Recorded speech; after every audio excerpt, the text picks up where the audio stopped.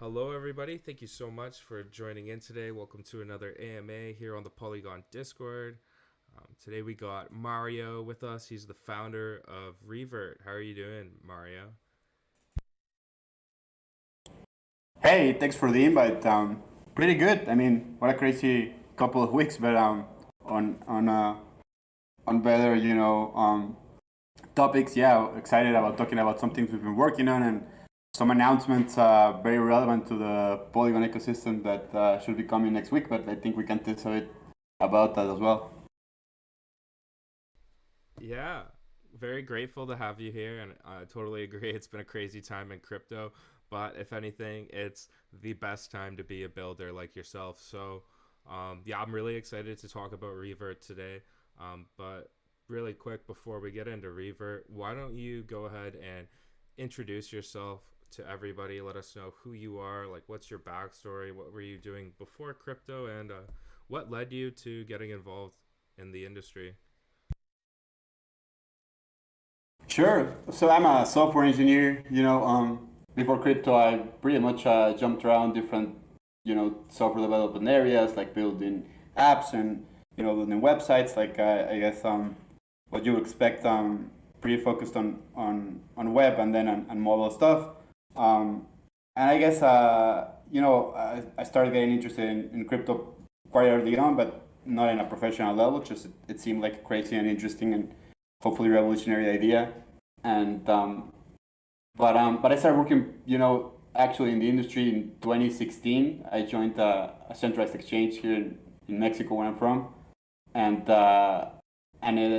I worked there for a couple of years, which is like an interesting time to work because it's 2016 to 2018 was like a big you know a big important cycle, and also just being in a company that when I joined was like 6 7 people, and when I left was like many more. It was just a very illustrative experience. From there, I jumped to do market making on centralized exchanges, just realizing there was a need for that type of services on exchanges at that point, and working that for a couple of years, which is quite interesting as well. And but DeFi started, really, I guess, ramping up in 2018, and started paying attention to that. Seemed, interesting still. It seemed like pretty risky. I think we were all just, at that point, having lived through the hard lesson of like the DAO. I don't know if people have been in the space long enough to remember that, but that sort of like personally at least, sort of like shook a lot of the confidence of how ready we were to build like complex system on chain.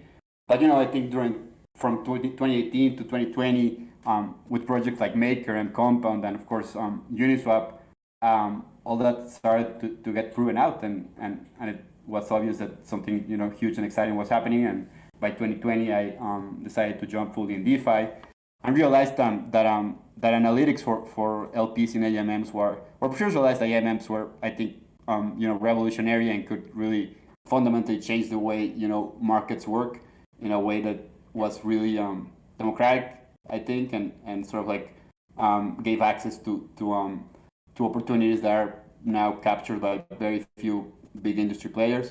So that was incredibly just philosophically exciting, and also realized that for that to happen, we needed better tools for LPs, like actually investing in these protocols requires understanding of what's actually happening, and it's always taking market positions.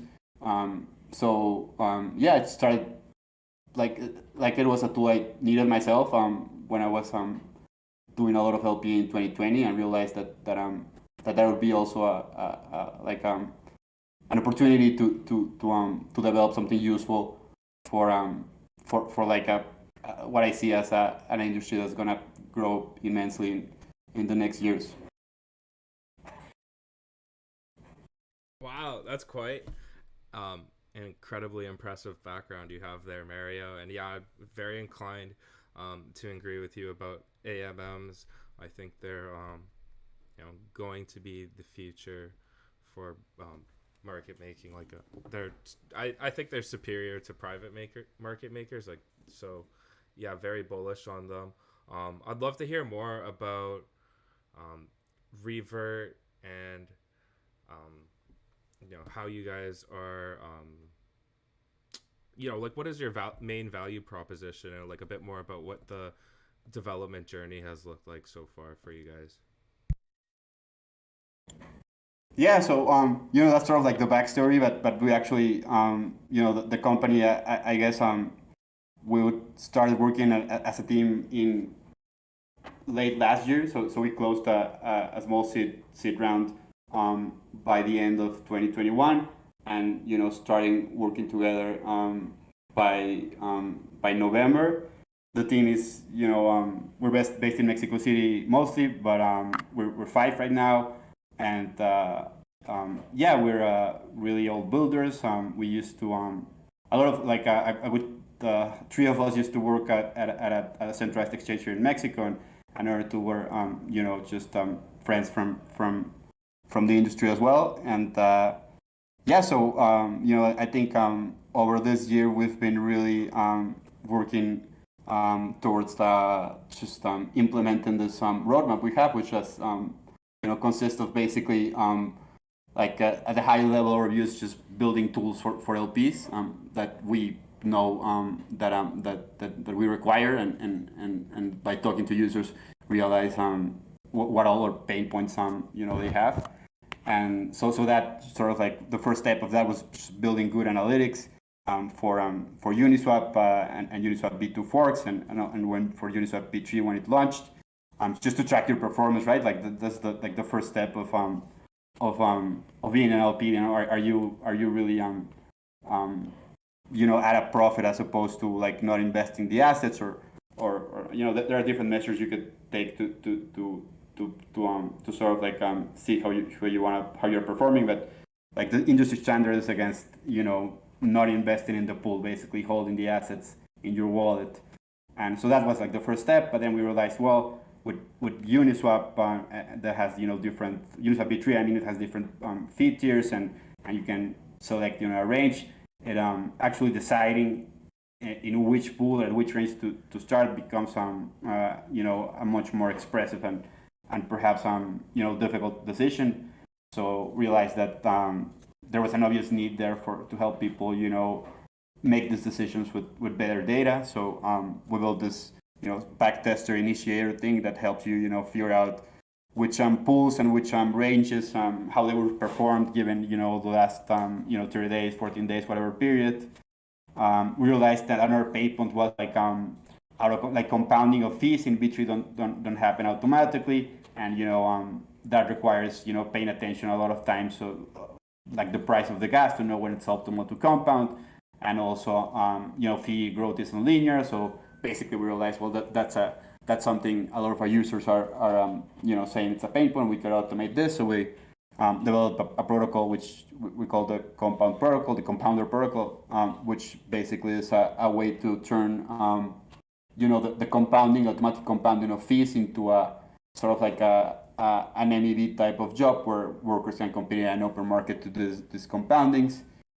And yeah, like obvious pain points we're working towards is just automation and usability, like basic things like even going into a pool is somewhat cumbersome right now in a Uniswap V3 pool, because you gotta have like an exact allocation of each assets, and that depends on the range you've chosen and the current pool price is, and so people gotta swap a couple of times, and then it's just a cumbersome process.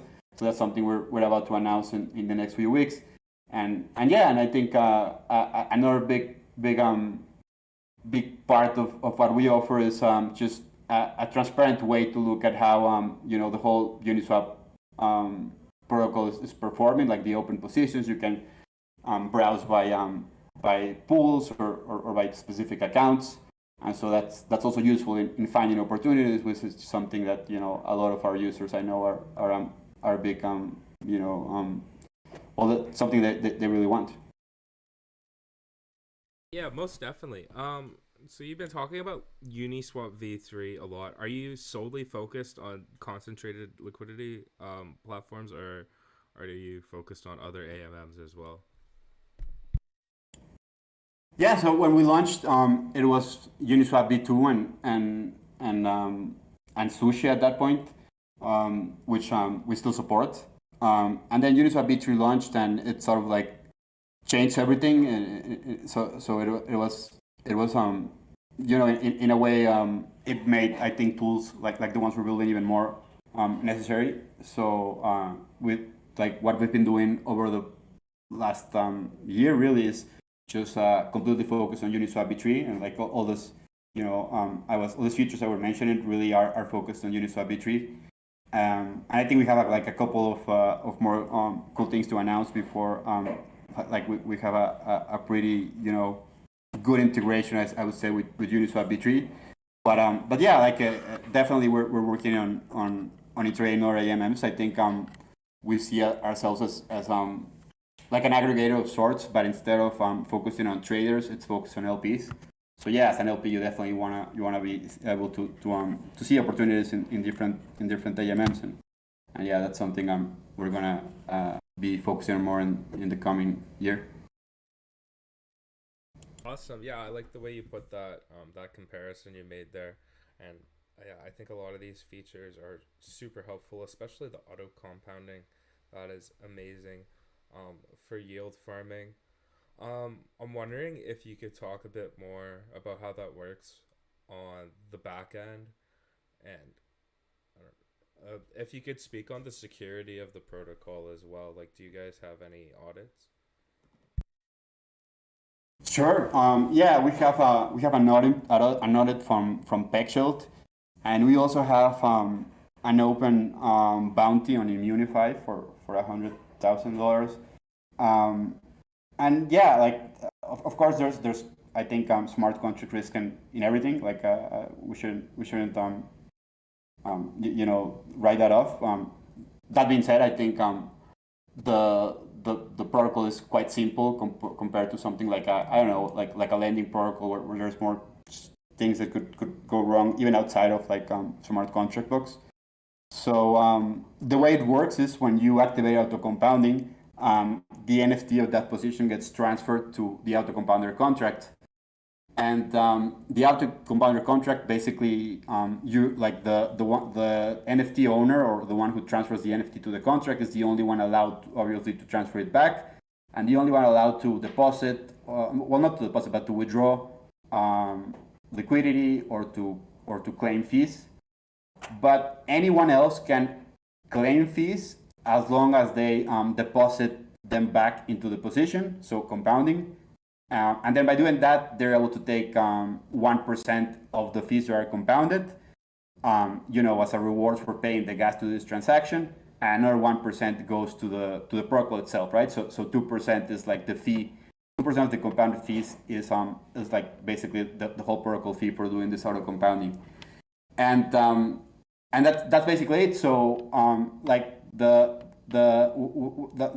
protocol is limited in the sense that like the funds are never, for example, commingled with obvious positions. Obviously, like all funds remain in each position, and it's only the only like functionality that is exposed to other parties once it's in the contract is this, like, yes, you can claim the fees, but you have to deposit them back into the position itself. And yeah, in fact, I think that's I don't know if that's I feel like that's a pretty basic explanation of how it works. I mean, there's some intricacies to that. And then like anyone can stop, of course, auto compounding at any point. Not anyone, but like the positioner can stop auto compounding at any point. At which point the NFT is transferred back to their wallet, and that's that. Yeah, does that make sense? Yeah, yeah, that makes plenty of sense. We have a question coming in from, I hope I'm saying this right, Poison Medical. I'm sorry if I pronounced that wrong, but they're asking, are you sure only the user who deposits the token can withdraw it? I'm assuming, yeah, right? Like if Yeah, yeah, for sure. Like that's yeah, like the basic point of the security. So like in the contract, the way it's sort of the record is kept is like there's an owner, and the owner is the one who, like, the account that deposited the NFT, and then yeah, they're the only ones who can withdraw the token. They're also the only ones. So you maintain all the capabilities you have when the NFT is in your wallet. So you can withdraw liquidity if you want, or you can claim fees and not compound them, as you would when the NFT was in your wallet. But again, the only account that can do that is the owner account, which is the one that deposited the NFT. Perfect. Yeah, thank you for the further clarification on that.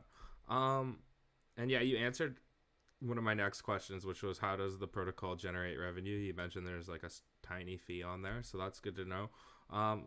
Which makes me also wonder, do you have any plans for a token or a DAO?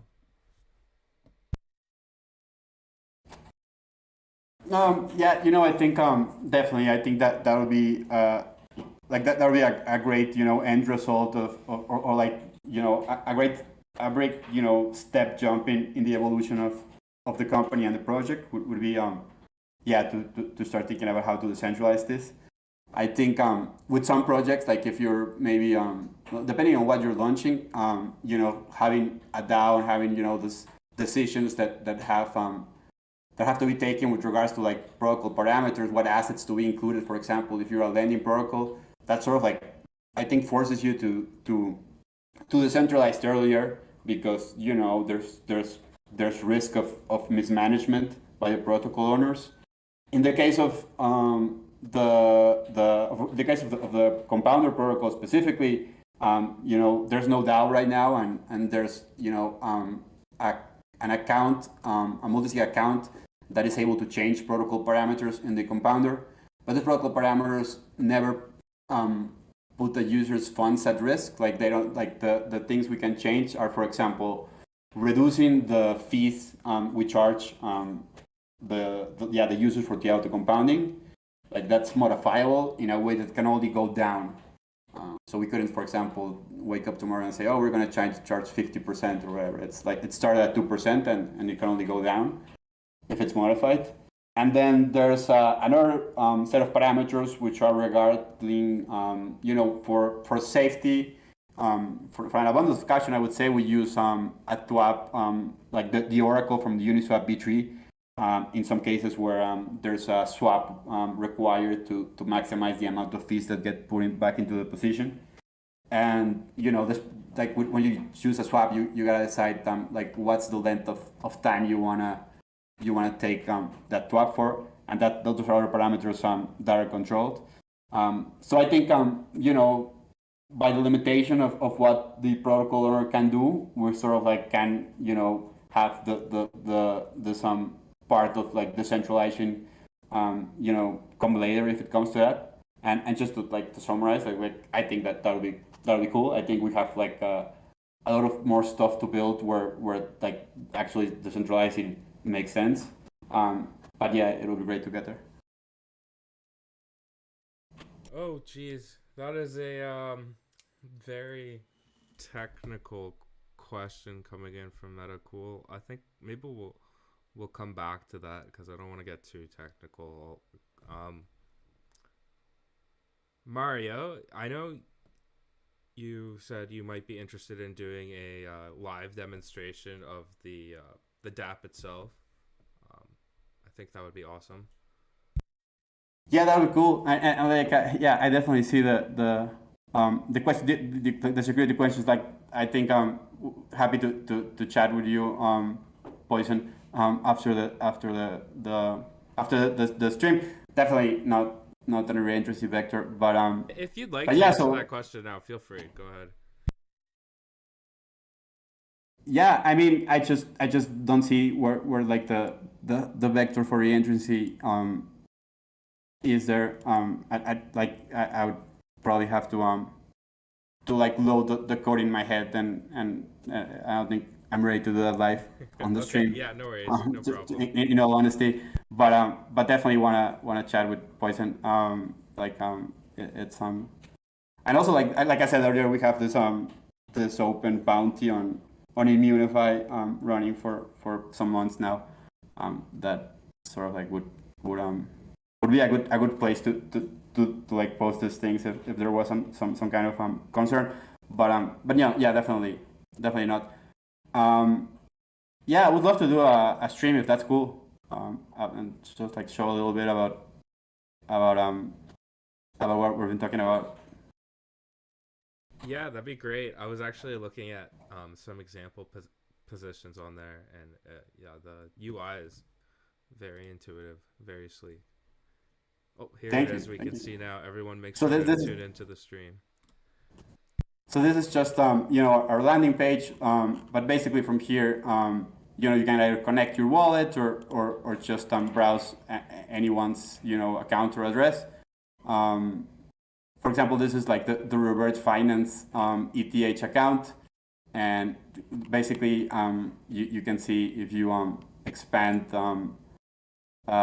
each of the positions, you get like just the in-depth analytics. Basically, at the top, like you want to see what the current USD value of your position is, what the total P&L has been. This is including impermanent loss and the fees accrued, the total APR, which includes again the divergent loss, which some people call impermanent loss, and the fees.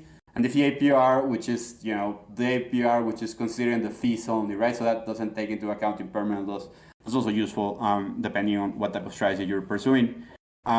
And then basically the position fees, like the time series of position fees accumulated in your position, and like the historic prices bounded by whatever range you chose. As here we can see this position is out of range. It was like a very tight range, above 1.0 to 1.003 DAI, and this is the liquidity distribution chart where you can also see how the white line here is, I don't know if that's visible in the stream, but it's like the current price, and then all the green bars are the ticks, and then the purple ranges here are what this position's range originally was. And this charts like fees, like the fee reserve ratio is very useful to get an idea. So like usually you want volume to be as high as possible because that'll impact your fees. But also like the amount of reserves will dilute your fees. So all else being equal between two pools, like the fee to reserve ratio, you'd want that to be higher. And like the opposite of that is like the price divergence, which this is a stable pair, so we're not gonna see it. But yeah, non-stable pair like this one, which is USDC Stakematic, you can see like the price divergence isn't zero, and the wider it gets, like the higher it goes, the higher your impermanent loss or divergence loss, which is I think a better term, goes. And then so there's like a bunch of things you can do with your position, which is claim fees, withdraw liquidity. This is like the compound fee section we were talking about. And basically what we want to do with this like panel is give you an idea, well, how it's really in depending on what time frame you're having, say like a yearly time frame, which is, I think standard and what we're doing here, but it might be that auto compounding is not profitable. That like auto compounding in a longer enough time frame should always be profitable, but perhaps for a year, depending on your fee APR, the gas cost, and your size of position, it might not be. So we try to give you like a table here that shows you your profit with and without auto compounding. And for example, this position at 30 days, it's still not profitable to auto compound. But once you get to above 6 months for this particular position, yeah, you see the benefits of compounding start being more visible. And the higher your fee APR goes, and like this fee APR is pretty high, but it's a tiny position, it's less than $10. If it was probably 100 times this or like $1,000 positions, it would be profitable to compound much earlier. And yeah, so this is like sort of like a dashboard that you can get for your own positions, and also you can check anyone's else position. Like this is the Revert Finance ETH account, and we could check Hayden's, Adam's accounts, or anyone or any address, right? Which sort of like brings us to the top position section of our site, which lets you basically see all the open positions currently on either of the 4 protocols we support, and you can sort them by different criteria like PNL or APR or the size of the positions. And this is helpful to to see how different positions are performing on different pools. You can filter out by different things like like the size of a position, that it's less than more than 1,000, and it's older than 10 days but younger than 60 days, and then sort of filter that out, and you can do the same by assets or per pools. And finally, another thing perhaps, and then we have like this initiator backtester I mentioned, which it's helps you decide on which positions to start. But a cool thing that perhaps is relevant given what's going to be announced soon is like this incentive section. So the incentive section, what it does is Uniswap, officially launched a contract called the B3 Staker, which is a way to do liquidity mining on Uniswap B3. And it was launched to great expectation, because liquidity mining on Uniswap B2 was such an industry success that everyone hoped or a lot of people thought the same might be the case for Uniswap B3. And the contract itself is, I think, a pretty big leap forward to what we used to have, in the sense that it used to be, I don't know if you guys remember, but it used to be that everyone would fork this staking contract. So any new farm that pop up would have a forked version of the contract. And if you were sort of fairly diligent with where you're putting your money at, you had to sort of go over this contract, or have someone that may be able to go over the contract and figure out if there wasn't any shenanigans, in the changes that they might have done to the source code. So that was, not a great security pattern.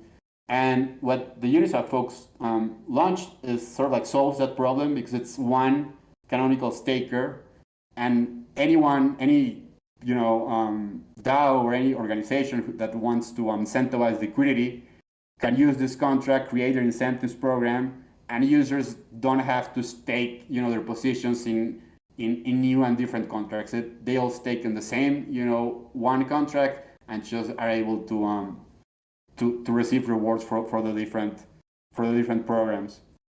The problem was that when it launched, and Revert Finance was the first project to use it in a big way. What happened was that very few accounts with not that much relative capital were able to extract the vast majority of the rewards. And they do this because the way they would do it was basically have very narrow positions around the current price, which implies a large amount of fees captured, but also an outrageous amount of impermanent loss. So in normal situation, that's a money losing strategy. But because there were the artificial incentives from the rewards, that made that strategy very profitable. And the few accounts that implemented this automated strategy, basically with not that much capital, took all of the vast majority of the rewards, and then they would constantly also dump the rewards. It seemed exploited. The community was not happy. And I think after that incident, the Uniswap B3 staker sort of fizzled out. And if you go now to this section that I was on, you can see that there's two current programs going with very not that amount of rewards. The same goes for Polygon. It's just the nature of the staker. So this is when we sort of realized that we're talking also to the Polygon DeFi team that they wanted to incentivize liquidity in a way that was direct to LPs, but that wouldn't get abused, and we wouldn't get a repeat of what happened to Revert. And just browsing through the different GitHubs, trying to think of a solution, we realized there was already a proposed solution from someone at Uniswap, from Uli Salem, who's one of the B3 coders and the white paper, part of the core team for Uniswap B3, had proposed this idea of, let's best the rewards in the staker. So that strategy I just described doesn't work. And I guess it seemed like a great idea, and no one sort of followed up on that GitHub. But yeah, we sort of looked into it, realized that implementing it wasn't really didn't require a lot of change in the contract. So we did that, and then we talked again to the Polygon DeFi team, and they liked the idea, and they sponsored an audit for our fork staker contract.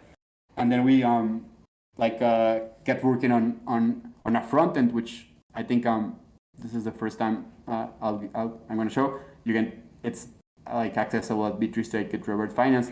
But basically, the idea is any DAO can come here and go to create incentives, and they can create their own incentive program. They set the reward token, the reward amount, the pool they want to incentivize, so that the period they want to incentivize for, and like the vesting period, which is what limits this sort of like extractive strategy I described. Like so you could say that the incentive program will be a 3-day incentive program length, but will have a vesting period of 10 days or 15 days.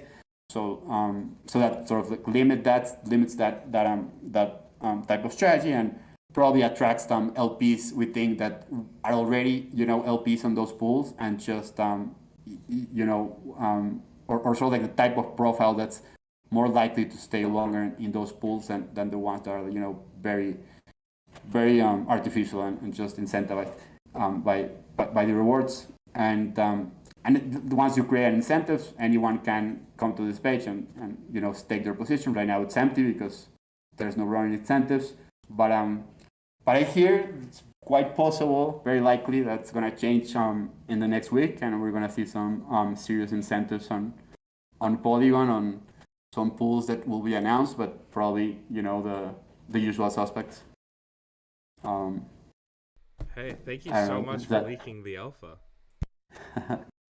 Oh, happy to do it. That's got to be the best part of doing these AMAs is when people leak alpha. So yeah, really appreciate that. Um, wow, I gotta say this is just incredible. That was such an amazing demonstration. It's mind blowing user interface for sure.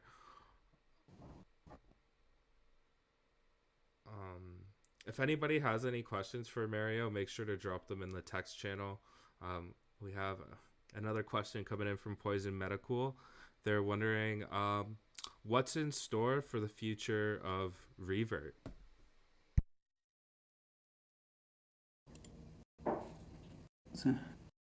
I guess essentially what Sure. they're wondering is what's next in Definitely. the Revert Sorry. roadmap. Sorry. I think I. Sorry. Can you hear me? Yeah, we can hear you. So sorry. What's in the future for Revert? Definitely like in the upcoming weeks, we're gonna announce some more like automation and features, like basically to make easier things that are quite repetitive when you're LPing. I don't want to leak too much of that, because I'm excited about making that announcement in a couple of weeks, but also definitely going forward, as I was saying earlier, like expand to different to support other AMMs. Like I think there's a lot of experimentation, not only in like spot swapping AMMs like Uniswap, but also now we're starting to see and are seeing the necessity of having much stronger I think protocols for things like perpetuals, and there's interesting projects using AMMs for that. There's also like AMMs for breaching. So I think that there's a lot of opportunity to grow with regards to our original mission, which is focused on building tools for LPs.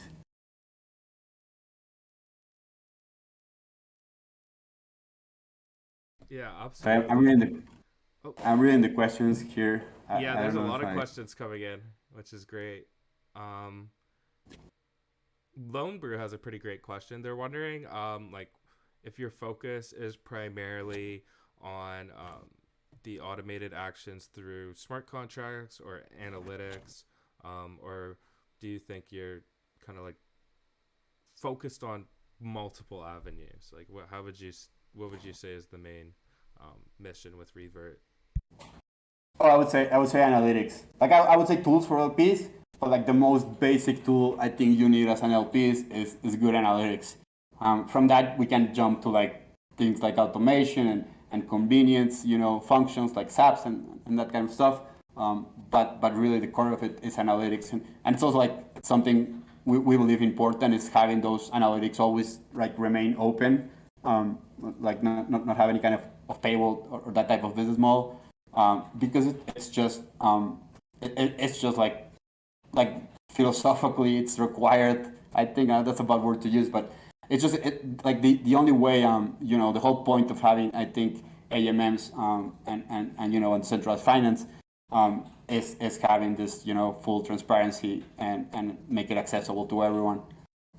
So yeah, I think analytics is the core, and that's gonna keep being open and available to everyone.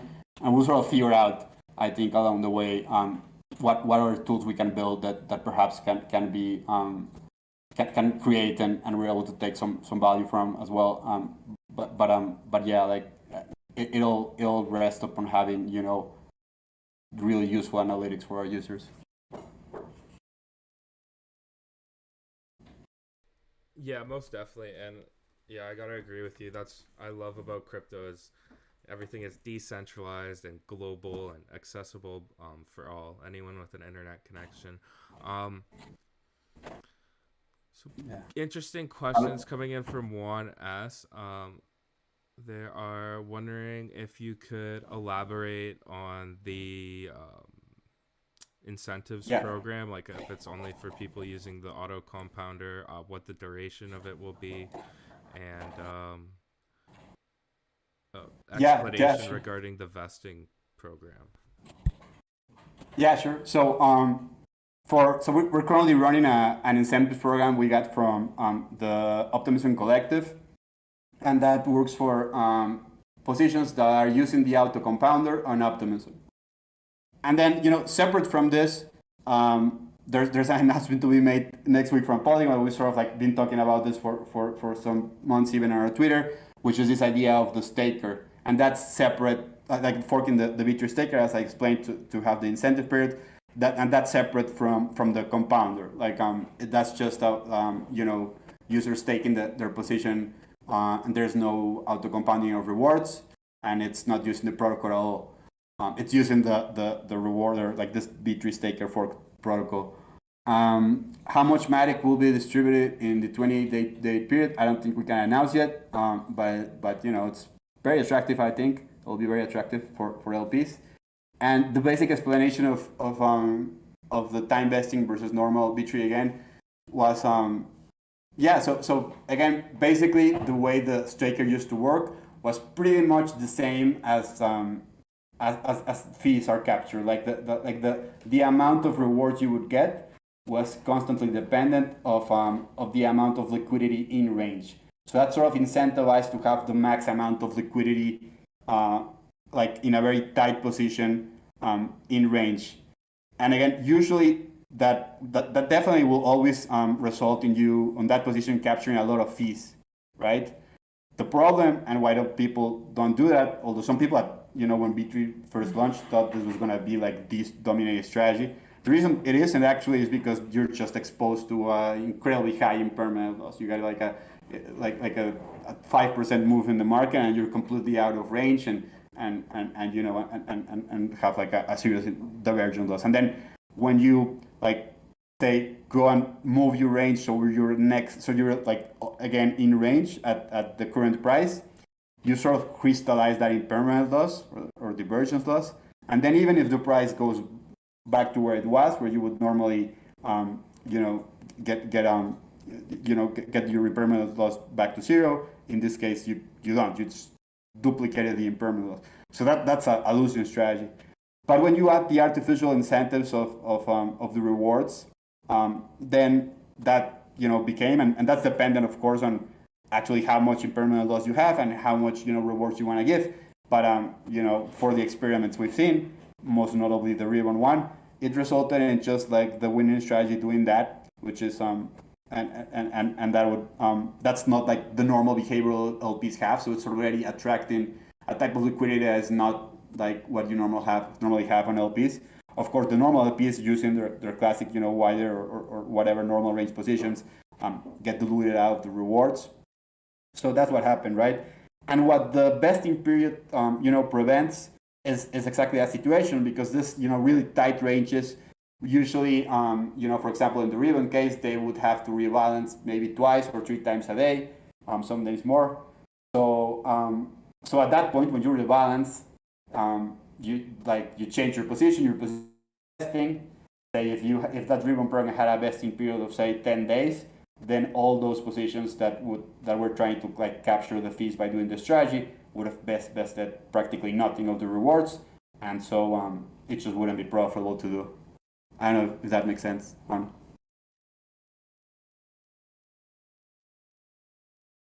Yeah, that makes a lot of sense. There's definitely a ton of benefits to having the type of analytics that you guys offer. It really provides quite a competitive advantage to liquidity providers, I believe. Um, what are there? Speaking of like competitive advantages, like what do you feel like sets you apart? Is there anybody else doing anything like what you guys are doing right now? Yeah, there's other analytics platforms out there like doing stuff for AMMs. There's other projects also building on top of Uniswap V3.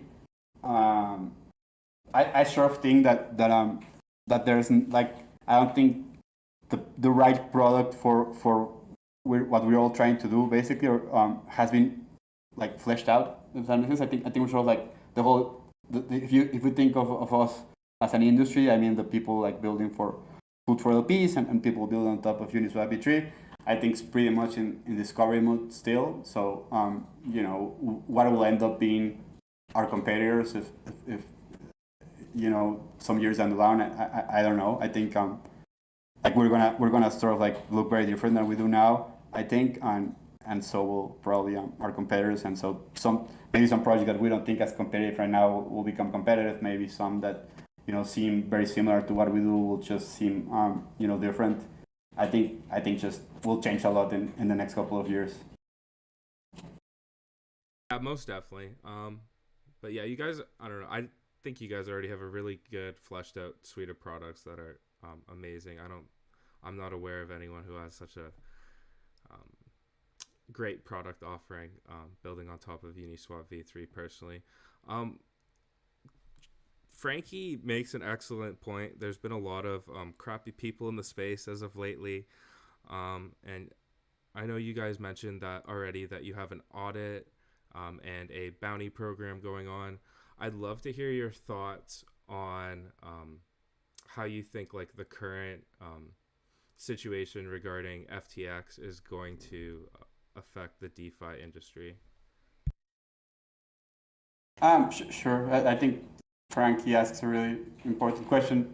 Um, like I have really no idea how the SBF thing will affect the DeFi industry. Like like all of us that are involved in it, sort of I think see it as well. This is clearly an example of why we should start moving like we should migrate, like sort of validates our whole point of having these things being decentralized.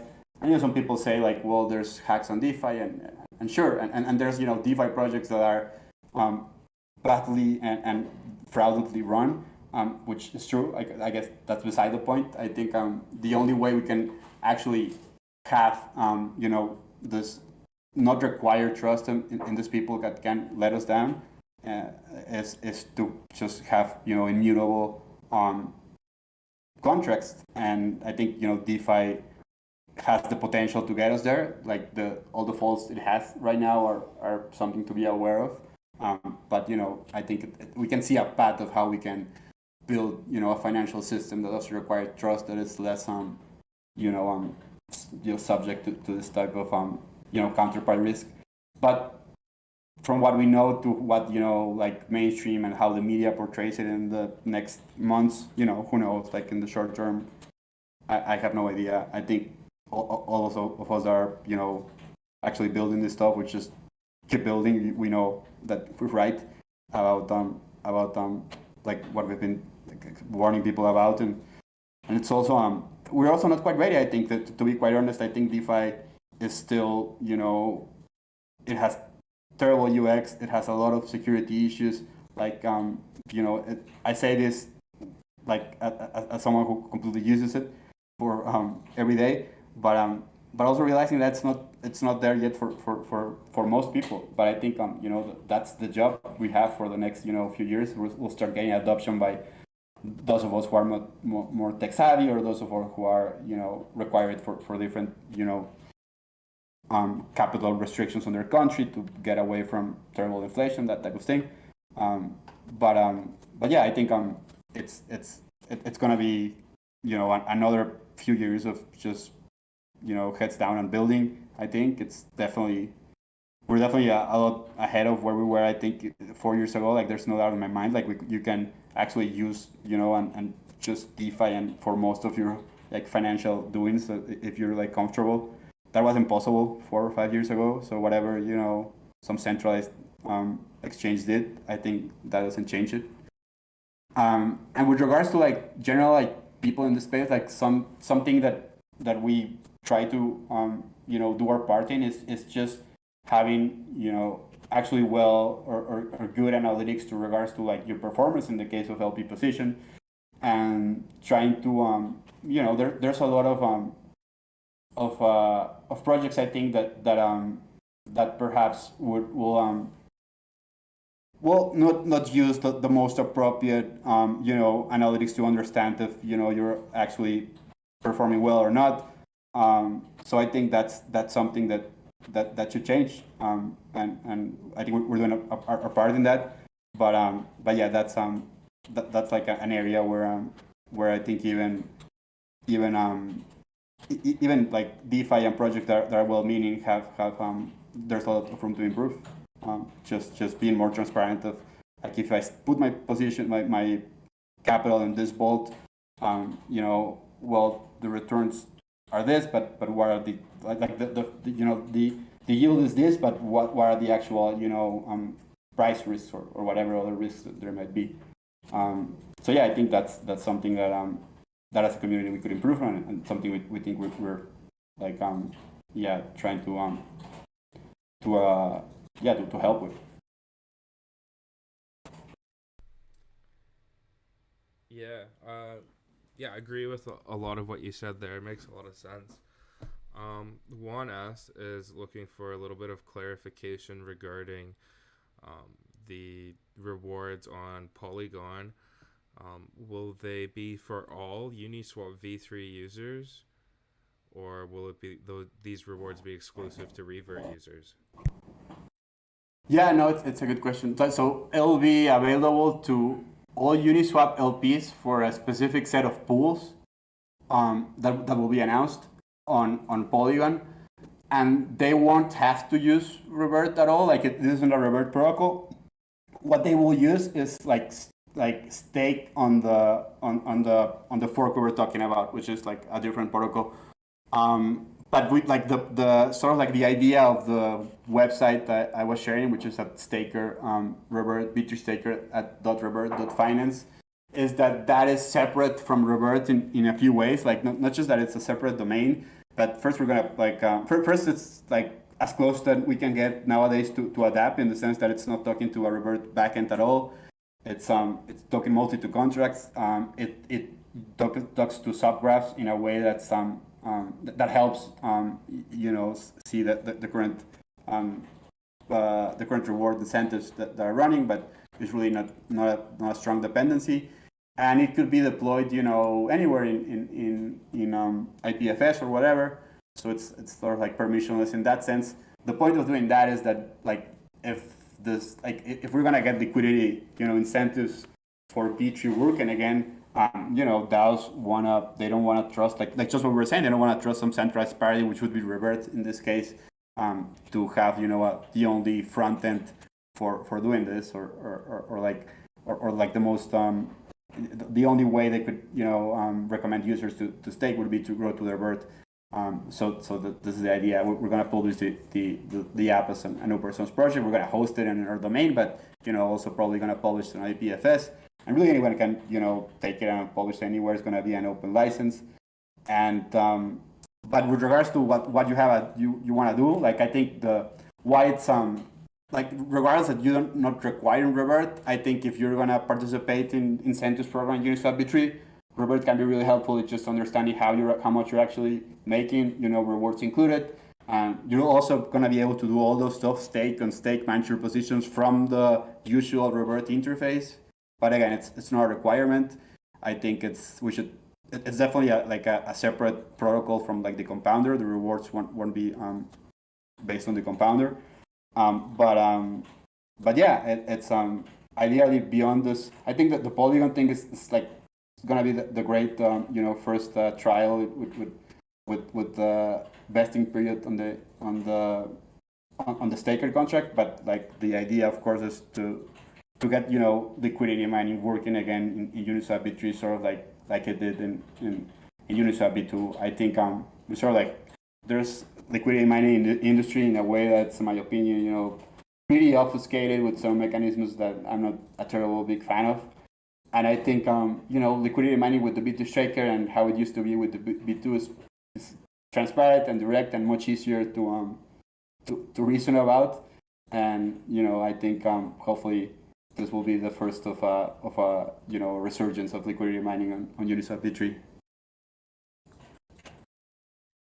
Awesome. Yeah, I think what you guys have built is a phenomenal product. So I definitely think it'll be able to drive lots of adoption, like to your platform specifically.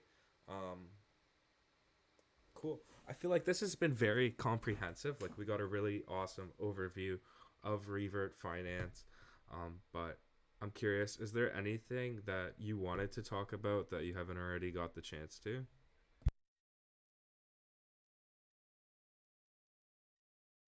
Um, No, I just would really encourage folks to like if you haven't been an LP before in Uniswap to test it out, to use the what we call the ad liquidity part of Revert and test it out with a very small position, whatever is small for you. And I would recommend you use Polygon because there's like doing this on mainnet would require you definitely to have a larger position to make up for the gas cost, and then also just be able to experiment by like maybe change your ranges. If you just get a sense of what it is to be an LP and for like specific ranges you've chosen, and sort of like getting that practice before the liquidity mining incentive launch next week. It's probably gonna be very helpful.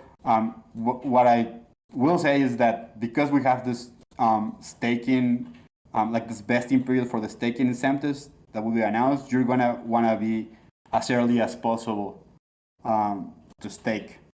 So perhaps like if you wanna get familiar with how Revert works, do it this week, and during the weekend, and then you'll be in a good position for next week.